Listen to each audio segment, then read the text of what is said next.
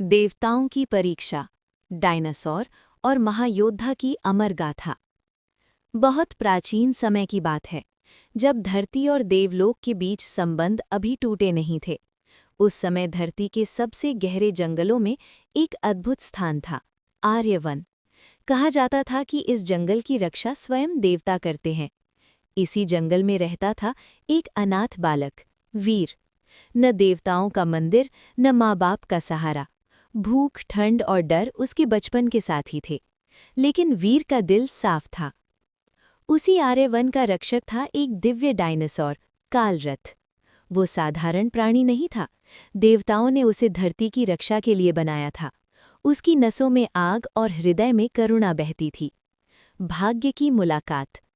एक दिन वीर शिकार ढूंढते ढूंढते देवताओं की पवित्र घाटी में पहुंच गया। तभी जमीन धंस गई और वो गहरी खाई में गिर पड़ा। दर्द से तड़पता हुआ वीर बेहोश हो गया। जब उसकी आंख खुली तो सामने कालरथ खड़ा था। वीर डर गया, लेकिन कालरथ ने उसे कुछ नहीं किया।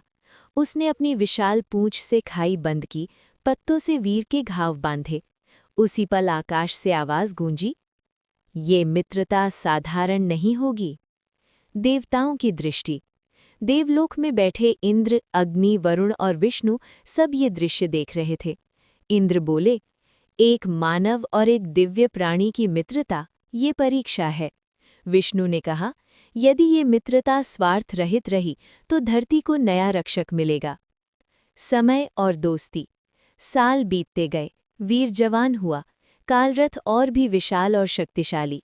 वीर ने जंगल की हर विद्या सीखी, तलवार, धनुष, ध्यान। कालरथ ने उसे सिखाया धैर्य, बलिदान और साहस। वे सिर्फ दोस्त नहीं थे, वे एक दूसरे की आत्मा बन चुके थे। अंधकार का आगमन। एक दिन आकाश काला पड़ गया, देवलोक कांप उठा। दूसरी दुनिया, नरकलोक के अधिपति क्रूरांध ने धरती पर आक्रमण कर दिया। उसका लक्ष्य था देवताओं की शक्ति चुराना और धरती को नष्ट करना। देवताओं ने वीर को बुलाया।